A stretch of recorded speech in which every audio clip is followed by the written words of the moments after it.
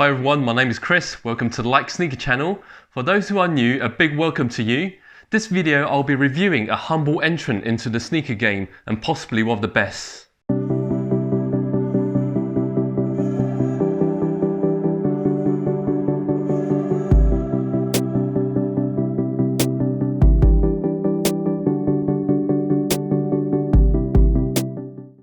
For those who had returned, thanks for sticking around.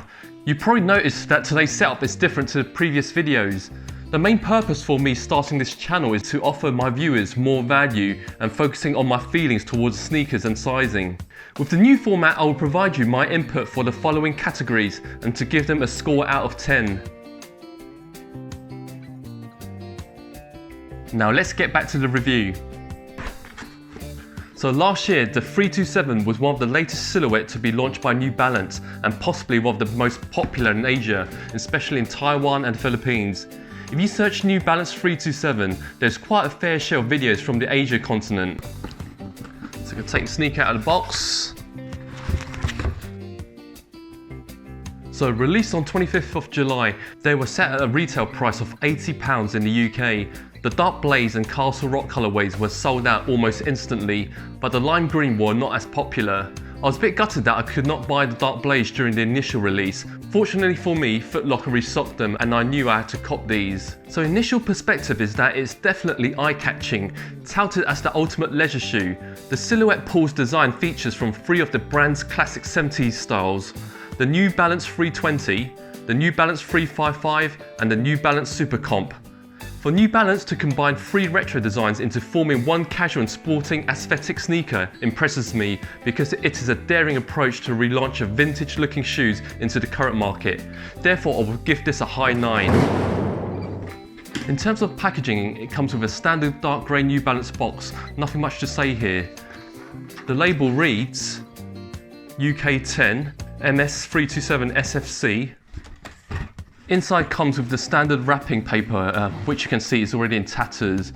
There's no other accessories provided, nothing exciting, therefore I'll score this at 5. In terms of appearance, it looks modern and bold because of these aspects. I think it is suitable for the fashion conscious. What strikes me the most is the blend of hairy suede and canvas, which is constructed in this really nice combination of orange, blue and grey coloured blocking, which I am pleased about. What packs the punch is this supersized N logo on the lateral side, which seems to fuse the colour blocking very well. What is also daring is this chunky midsole unit and gum traction outside, which reminds me of a piece of toast spread with crunchy peanut butter. As well as appearing contemporary, the looks definitely embraces the past-through present vibes, and it's suited for most age groups. I personally think this is the better colourway than the Castle Rock and Lime Green. This I would score a very high score of 9.5. The Dark Blaze features a mixed orange fabric and synthetic suede upper. There are suede inserts on the forefoot, blue at the eyelets and heel, and yellow near the tongue. The material feels okay, nothing too premium, but not tacky as well. It comes with standard flat tonal laces, which does not feel durable. The gum outsole seems sturdy and robust. I will give this score of 7. In terms of craftsmanship, just some very minor glue stains. Everything seems to patch up nicely. A score of 9. So now we go on to the on-foot footage.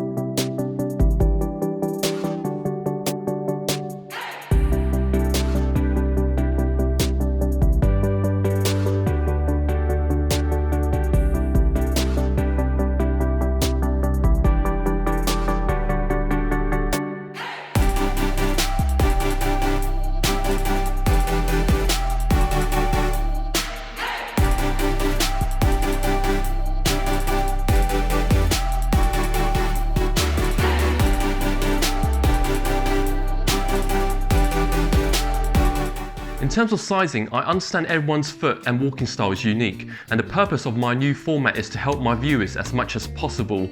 What I have done is I've measured my foot physically, and in this image I have provided you a simple guide on how I've measured my foot as well as my physical measurements. Hopefully this will provide you a better indication for my viewers who are typically UK size 10 or US size 11 towards the fitting of the sneaker. So my foot physically measures 28.1 centimeter lengthwise with a low arch. Normally a Nike Jordan 1 or Nike Dunk UK size 10 fits me well. These are a UK size 10 and my initial reaction was when trying them on, they did fit well. However, the longer I have walked around in it, I start to find it fits slightly tight between the big toe and the medial corniform bone, and it's digging in a little bit, even wearing with thin socks. The 327 is quite a narrow silhouette, especially around the midfoot area. If you have slightly wide feet or wider than mine, I would recommend going up half a size. Therefore for me, ideally, I would need to go up half a size to UK size 10.5 to offer me a better fit. Despite these pair did not fit me perfectly, however, I can still feel the cushioning and consistent stability of walking around in these. These are comfortable for walking and standing, even for city break vacation when you go walking around a lot. It is also physically much lighter than the standard sneakers out there, which is a bonus. The mesh and suede grasps onto the feet feels quite soft, but you can also feel it is quite durable. I will give this an 8.5. Sneaker wise, it is comfortable. It looks simple but very stylish and very versatile. Goes very well with either sporty outfit, joggers, and even casually with jeans or relaxed fit trousers. This model is very popular in Taiwan, Philippines and Hong Kong for the reasons I've just mentioned. You can see a lot of videos on styling around the 327s. Also, for those who are height conscious, the 327 might be an attractive proposition for you, as you can gain some height leverage because of its thick rear midsole. The only limitation with the 327 is that despite it was formed from 3 different running sneakers, it is not waterproof. Therefore, I guess the silhouette was purposely constructed as a lifestyle sneaker rather than a running sneaker. But despite the slight limitations, I will score this at 8.5 for practicality. Despite its popularity, the majority of the 327 doesn't hold its value except for the collaboration editions such as the Casablancas and Levi's. This colorway is no longer available. However, there is not much demand for these, and according to StockX, resales for this colorway has slowed down after the autumn period. But this is not really a surprise as the 327 are deemed more suitable for either spring or summer. Therefore, for this colorway, there is not much to earn here unless you have a one-off buyer who is willing to purchase at a high asking price for a specific size. The 327 is definitely a dark horse, and I can see why. It is stylish, comfortable, practical, and the price point is just about right. Definitely value for money.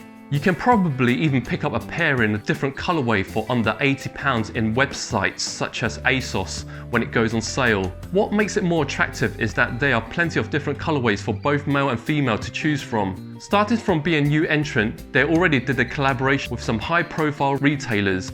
One of them is Levi's. Finally, going through all the factors mentioned in this checklist, I will score this sneaker an impressive 8.9 as the overall score. Definitely an intelligent choice. And this concludes my review on the New Balance 327.